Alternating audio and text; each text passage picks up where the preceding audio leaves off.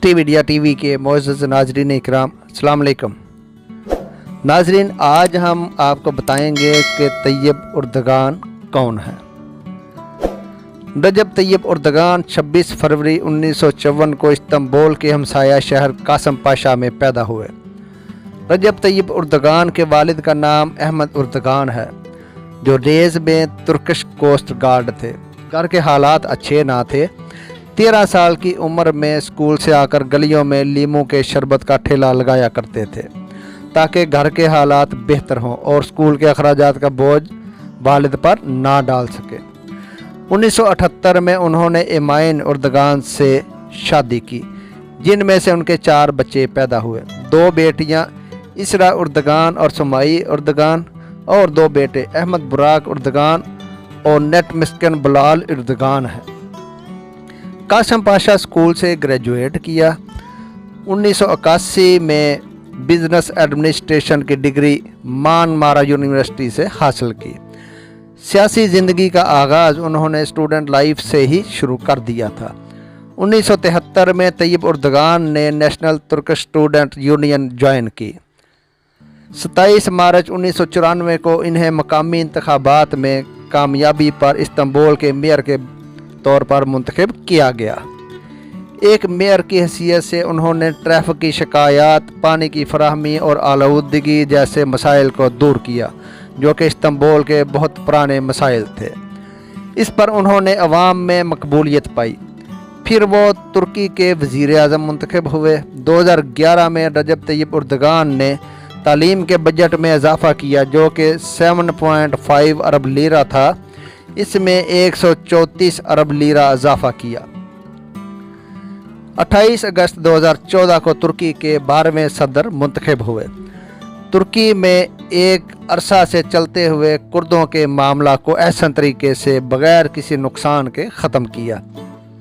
इनकी हुकूमत ने ग्रीन कार्ड हेल्थ प्रोग्राम मुतारफ़ करवाया, high speed green line railway मुतारफ़ करवाई और नकलो हरकत में आसानी पैदा की। पाकिस्तान में डॉल्फिन फोर्स मुतारफ़ करवाई और इस फोर्स की तैयारी के अखराजात भी खुद ही बर्दाश्त किए। 2009 में दौरा पाकिस्तान के मौका पर इन्हें निशान पाकिस्तान जैसे आज़ाद से नवाजा गया। इसके लिए ये बैनुल अक़वामी सतह पर बेशुमार अवार्ड भी हासिल कर चुके हैं। 2008 में गज़ा की पट्टी पर इसराइल के हमला के बाद रजब तैयब उर्दगान ने इसराइली वज़ीर आज़म शमोन पेरेस को वर्ल्ड इकनॉमिक फोरम के इजलास के मौका पर पूरी दुनिया के सामने मासूम बच्चों और औरतों का कातिल करार दिया और काबज़ कहा और गुस्से से उठकर चले गए। इसके बाद इनको तुर्की में हीरो का मकाम हासिल हो गया और तुर्की में इनका वालहाना इस्तकबाल किया गया। ये जस्टिस एंड डेवलपमेंट पार्टी के को फाउंडर हैं और इसी तरह अलायंस फॉर सिविलाइजेशन के भी ओहदादार हैं। 15 जुलाई 2016 की शब फ़ौज के एक धड़े ने अचानक मार्शल के नफाज का ऐलान कर दिया, मगर बगावत की इस साजिश को तुर्की के अवाम ने नाकाम बना दिया। 15 जुलाई 2016 की रात तुर्की के बच्चे, बूढ़े, ख़वातीन, मर्द हाथों में डंडे और लाठियां लेकर तरबियत याफ्ता फ़ौजियों के सामने आ खड़े हुए और नज़र आ रहा था कि वो मर जाएंगे मगर अपने सदर का सर नीचा ना होने देंगे। इस तरह 24 घंटों के अंदर अंदर फ़ौजियों को अपने टैंकों का रुख वापस मोड़ना पड़ा। तुर्की की आवाम ने अपने सदर तैयब उर्दगान के लिए जो अपनी मोहब्बत ज़ाहिर की, वो अपनी मिसाल आप है। रजब तैयब उर्दगान के एक पैगाम पर रात के वक़्त फ़ौज को घुटनों के बल लिटाने वाली कौम ने पूरी दुनिया को बता दिया कि वो अब जाग चुकी है। इस वाक़या ने जहां तुर्की के सदर रजब तैयब उर्दगान की ताकत पूरी दुनिया में वाज़िया कर दी, वहीं दुश्मनाने इस्लाम की नींदें भी हराम कर दी। रजब तैयब उर्दगान दुनियाए इस्लाम का सच्चा और पक्का लीडर है, जिस पर दुनिया के तमाम मुसलमानों को नाज है। मुसलमान तो क्या, काफिर भी ये जानते हैं कि वो जो बोलता है वो करता भी है। मीडिया पर सिर्फ बयानबाजी पर ही इक्तफा नहीं करता, बल्कि अमली जामा भी पहनाता है।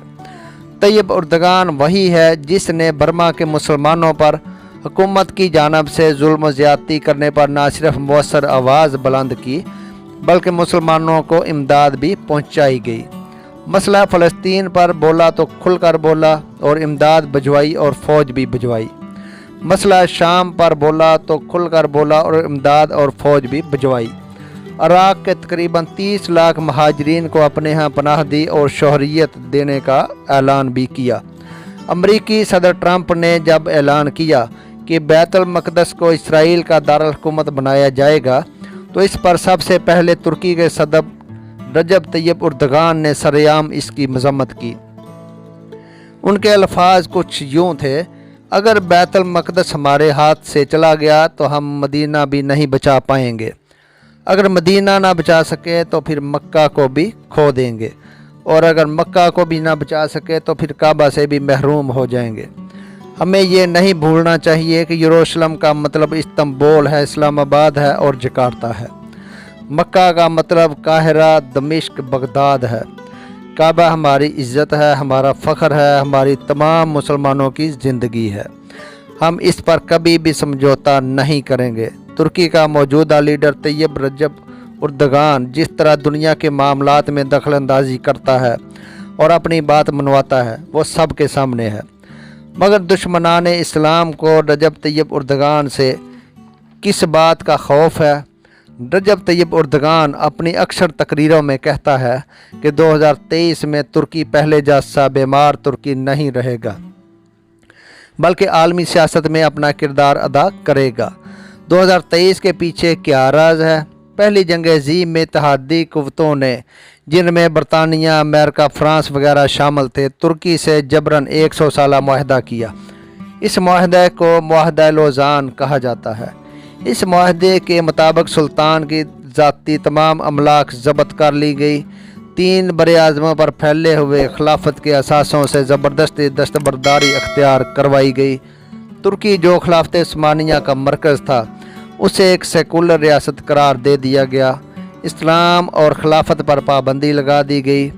तुर्की के कुदरती वसाइल जिसमें पेट्रोल, गैस सरफरिस्त था, इनकी ड्रिलिंग पर पाबंदी लगा दी गई।